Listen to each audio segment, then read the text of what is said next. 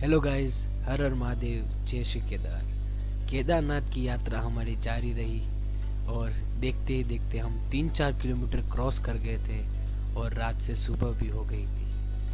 जैसे जैसे सुबह हुई वैसे वैसे भक्तों और खच्चरों की भीड़ भी बढ़ गई। सुबह होते ही खच्चर बहुत ज़्यादा तादाद में आने लगे, तो हमें उनसे सावधान रहना चाहिए क्योंकि कभी कभी खच्चर लड़ भी जाते हैं आपस में और आपको उसमें नुकसान हो सकता है। इसलिए खच्चरों को साइड दीजिए और फिर अपनी यात्रा आगे बढ़ाते रहिए। हम भी हौसला बुलंद करके आगे चल रहे थे। कुछ लोग बहुत ज़्यादा थक गए थे, कुछ लोगों की सांस भी फूलने लगी, लेकिन हौसला ज़रूर बुलंद था बाबा से मिलने का, इसलिए कुछ लोग चढ़ते भी रहे।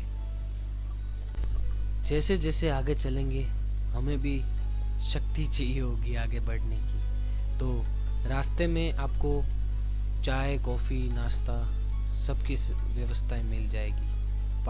पानी तो यहाँ पहाड़ों में से बहता है, तो आप तो वहाँ से ही भर लो तो ज़्यादा अच्छा रहेगा। शुद्ध पानी, एकदम जड़ी बूटियों के बीच में से आता हुआ पानी आपको एकदम मजबूत बनाए रखेगा और हौसला बुलंद रखेगा। तो पानी तो आप पहाड़ों में से भर लो। बाकी खाने पीने की चीज़ें यहाँ थोड़ी कॉस्टली होती जाएगी जैसे जैसे आप ऊपर जाओगे, क्योंकि इन्हें भी पिट्ठू, खच्चर, इन सब पे सामान ले जाना पड़ता है और उस कारण वो उसकी प्राइस बढ़ जाती है। तो हो सके उतना खाने पीने का चीज़ें आप नीचे से ले लो। और कितना भी मोटिवेट कर लिया, लेकिन हम में से कुछ लोगों ने खच्चर ले लिया था क्योंकि बेचारे बहुत थक गए थे, सांस फूलने लग गई थी और इन्होंने हार मान ली थी और ना कहने के बावजूद इन्होंने खच्चर ले ही लिया। अब अपनी बॉडी से आगे जितना हो सकता है उतना ही पुश कर सकते हैं, ज़्यादा करने की कोशिश नहीं करनी चाहिए हमें। इसलिए अच्छा हुआ उन्होंने खच्चर ले लिया क्योंकि आगे उन्हें और भी प्रॉब्लम होती। लेकिन हम में से वापस बाकी चलते रहे फिर अपने मजबूत इरादे लेके। जैसे आप आगे बढ़ते जाओगे नज़ारे और भी खूबसूरत होते जाएंगे। ये वादियाँ, ये सब पहाड़ देख के आपको चलने का जोश और बढ़ता जाएगा। हमने थोड़ी थोड़ी देर से रेस्ट भी लिया, 5-10 मिनट का रेस्ट लेते गए, पानी पीते रहे, साथ में इलेक्ट्रोल ORS भी बना के पीते रहे और अनजान लोगों से बातें भी कुछ करते रहे। कटु आई रहा भाषा तो कटु आई रहा। अरे गाँव वासी मिल जाए यार। गोविंदा बड़े और बड़े गोविंदा रहा हो आई रहा सूरत सूरत ही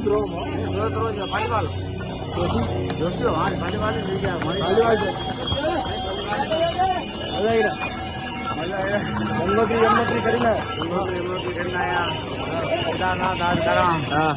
काले निकलना तो काले नहीं परसों बद्रीनाथ। हाँ बराबर, मैं भागोल रहा हूँ। गोविंद मारे धंधा बनाई लेती है। अच्छा हाँ देखो सब खुश रही गया। अरे मोड़ो नहीं है आडी सर जूनी रोड पे कटे गोविंद सॉरी बाईपास आओ तो जूनो रोड हाँ, मोड़ो एक नहीं है। हाँ हाँ बड़े महाराज कौन रेवे साधु साधु महाराज गोविंदा बाईपास पे हनुमान जी रोड है नीचे। हनुमान जी रोड हाँ हनुमान जी रोड यार महाराज तो रहे पड़ी थी बच्चों माने पढ़ाए लोगों। अच्छा मजा आड़ी मार छोरो पढ़ाए लोगों मारी छोरी पढ़ने लगी। गोविंदा में लक्ष्मण कुमार है हमारी भाई छोरी पढ़ने लगी। बराबर हाँ साथीदार है जो बोल जाए ना खबर पड़ गई ऑपरेटर से बराबर।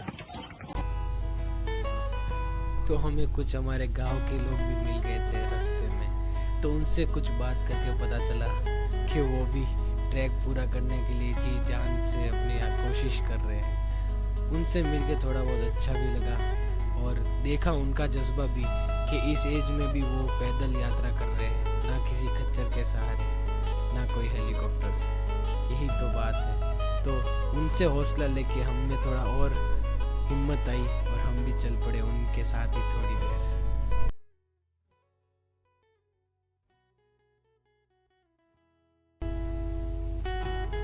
जहाँ भी कमजोर पड़ जाता, आंखें बंद करके केदारनाथ का वो मंदिर याद करता जहाँ मुझे पहुँचना था और फट करके थोड़ी सी हिम्मत पड़ जाती और पैरों ऐसे ही करता रहा और चढ़ता रहा।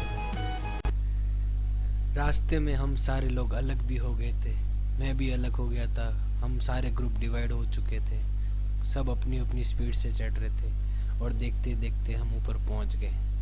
1:30 बजे जो ट्रैक चालू किया वो मैंने प्रारंभ अंत किया 1 बजे। 11 घंटे लग गए मुझे ऊपर जाते हुए, लेकिन ऊपर जाने के बाद उस मंदिर को देख के मेरी सारी थकावट कहाँ चली गई। बस वहाँ की हवा में ही जादू था। हम में से सारे लोग सुरक्षित ऊपर पहुँच चुके थे। होटल में सामान रखने के बाद हम मंदिर के आसपास घूमे और ये सारा देख के ऊपर आने के बाद इतनी खुशी हो रही थी जैसे कि मैंने अपनी लाइफ का सबसे बड़ा लक्ष्य पार कर दिया। ऊपर पहुंचने के बाद हम थोड़े फ्रेश हुए और थोड़ी देर का रेस्ट करने के बाद शाम हो चुकी थी और शाम की आरती में ही हमने दर्शन के लिए लाइन में चले गए। शाम को 8:30 बजे हमने दर्शन किए और भीड़ भी काफ़ी ठीक थी, तो हमारे आधे घंटे में दर्शन हो चुके थे और उसके बाद हम सारे लोग आरती में जमा होके ये खूबसूरत नज़ारा देख रहे थे।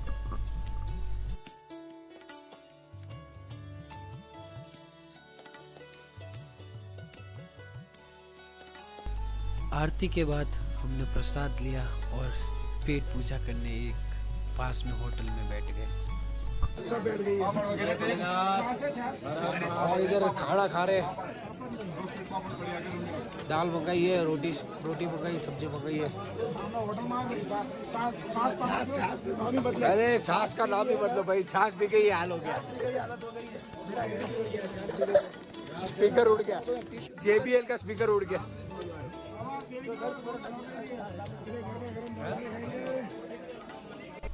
खाना खाने के बाद हम सब हमारे रूम में जाके सो गए। हमने डॉर्मेटरी बुक किया था जिसमें एक रूम में 8 लोग थे। कब नींद आई पता ही नहीं चला थकावट के कारण। और दूसरे दिन उठ के हमने दर्शन भी किए और ट्रैक किया भैरव बाबा का। सुबह जब आँख खुली तो ये सुंदर दृश्य देख के मन इमोशनल हो गया कि हम बाबा की नगरी में सोए थे। और सुबह नहा धो के हम सारे लोग भैरव बाबा के ट्रैक के लिए चल पड़े। भैरव बाबा केदारनाथ के पास में ही एक 1.5 किलोमीटर का ट्रैक है। लोग कहते हैं कि जो केदारनाथ के दर्शन करता है उसे भैरवनाथ के भी दर्शन करना बहुत जरूरी है, तभी उसकी वो केदारनाथ की यात्रा सफल कहलाती है। अपने केदारनाथ जी के दर्शन करते हैं और दर्शन करने के बाद अगर दर्शन वहाँ काल भैरव के नहीं करते हैं तो यहाँ के दर्शन मान्य नहीं होते, इसलिए हम सब दोस्त काल भैरव जा रहे हैं दर्शन आए थे, ठीक है। और वो जोश और वहाँ भैरवनाथ जाने का जोश वो अलग ही है। यूट्यूबर जो वो मूव स्प्रे घसे उससे थोड़ी एनर्जी मिली है तो अब अच्छा लग रहा है। तो हम इधर से जा रहे हैं काल भैरव, ठीक है। तो आप यहाँ आओ तो यहाँ दर्शन जरूर करें। ज्यादा दूर नहीं है, 1 किलोमीटर ही है। इम्पोर्टेंट चीज। तो ये क्या सुन रहे हो आप? कपूर। क्यों? जैकेट नहीं आया चलेगा, स्वेटर नहीं आया चलेगा, कपूर इम्पोर्टेंट जरूर लेके आए यहाँ पे। ये नहीं सूंगा तो सब्जी में मर गए समझे ऐसा। इससे क्या होता है? यहाँ पे जो ऑक्सीजन है ना इतनी पतली है कि आपको 100 मीटर की दूरी पे ऑक्सीजन की जरूरत पड़े चढ़ाई में।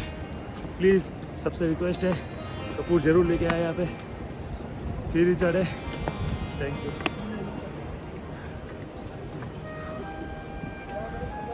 वो लाइन देख रहे हो, वो सब दर्शन की लाइन है, हेलीपैड से लगी हुई है।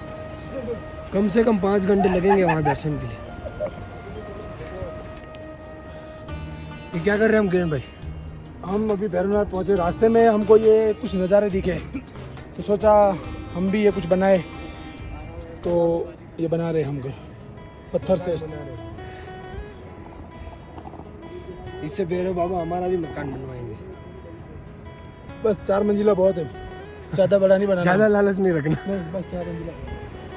यहाँ का व्यू देखिए आप, क्या नज़ारा है। कब बारिश होगी पता नहीं चलेगा। अभी धूप है, अभी तो बिना जैकेट के घूम रहे हैं।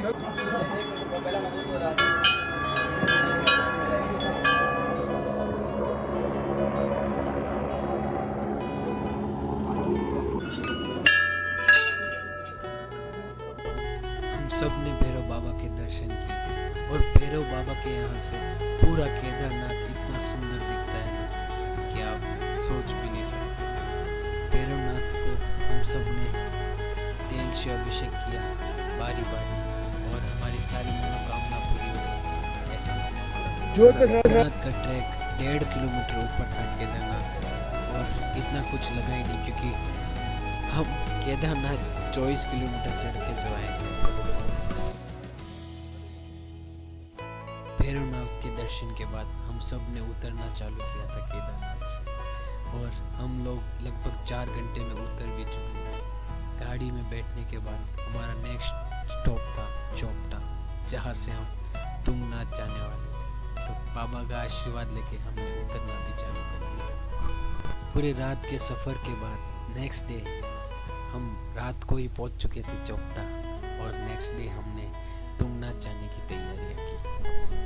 चोपटा तुंगनाथ से पहले पड़ता है, जो चोपटा वैली में आया गया है, और यहाँ हमें रहने के लिए ये छोटे छोटे सुंदर सुंदर टेंट दिए। टेंट में रहने का अलग ही मज़ा आया, और एकदम विलेज जैसी वाइब आई, जहाँ एकदम देसी रहन सहन और खाना जो हमें शहर में देखने नहीं मिलता। ने हमें थका ज़रूर दिया था, लेकिन हमारा नाचना गाना फिर भी चालू रहा। दोस्तों के साथ नाचने में थकावट कहाँ चली गई पता ही नहीं चला। विदा लेके हम सब निकल पड़े तुंगनाथ जी के दर्शन करने। तुंगनाथ जो एशिया का हाईएस्ट पिक पे टेम्पल है, इससे ऊपर कोई भी शिव जी का टेम्पल नहीं। तो वहाँ के नज़ारे देखने के लिए, वहाँ के दर्शन करने के लिए हम सारे निकले।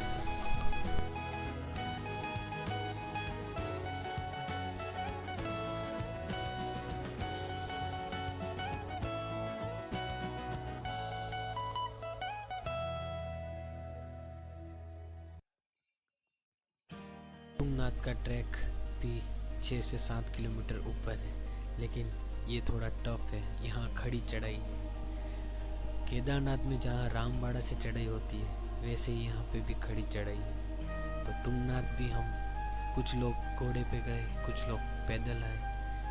हम सारे एक साथ ऊपर चले तुंगनाथ के दर्शन किए। तुंगनाथ के नज़ारों के बारे में भी हमने बहुत सुना था। सच में जैसा सुना था वो उससे भी काफ़ी खूबसूरत थे। बादलों के इस पहाड़ों के बीच आपको लोग तो कम दिखने मिलेंगे, लेकिन सुंदर सुंदर वादियाँ बहुत दिखने मिलेंगी। मंदिर 1 बजे बंद हो जाता है, और हमें भी वही देखने मिला। तो हमने जब तक मंदिर बंद था चंद्रशिला चढ़ना चालू किया। चंद्रशिला तुंगनाथ से भी ऊपर कम से कम 1.5 किलोमीटर की चढ़ाई है, और यहाँ कोई ट्रैक नहीं, यहाँ डायरेक्ट पहाड़ों के बीच में से जाना पड़ता है। रिस्की भी है, लेकिन हमने तो जाना पसंद किया।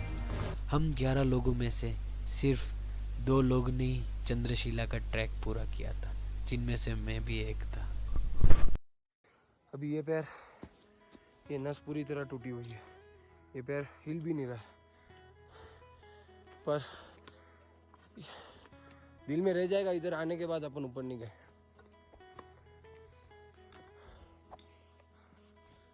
तो ऊपर तो जाना पड़ेगा। ऊपर आके थोड़ी हवा पतली रहती है, सांस लेने में प्रॉब्लम भी होती है।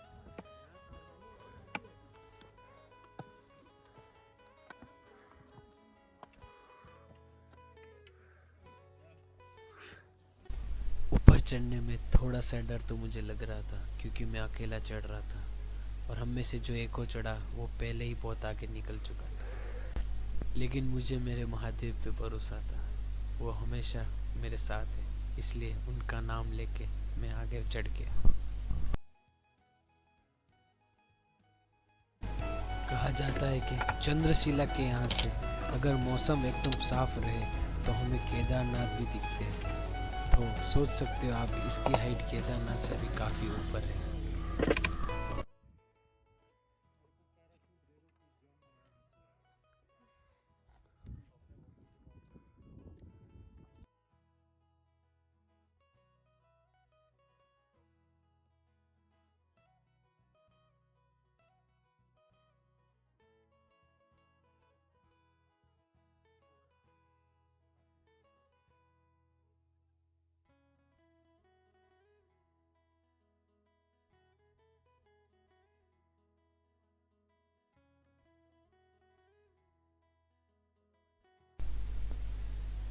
ऊपर आने के बाद हवा ज़रूर पतली थी, लेकिन हवा में अलग ही जादू था। कहते हैं कि शिव के दर्शन तो हम मंदिर में भी कर सकते हैं, लेकिन अगर आपको शिव के बारे में जानना है तो यहाँ आना ज़रूरी है। बारिश चालू हो गई और जिसके कारण हमने फटाफट उतरना चालू कर दिया। बारिश में ये जगह थोड़ी रिस्की हो जाती है क्योंकि फिसलन इस पहाड़ में बहुत ज़्यादा हो जाती है, इसलिए हम धीरे धीरे बाबा का नाम लेते हुए उतरना चालू कर दिया था।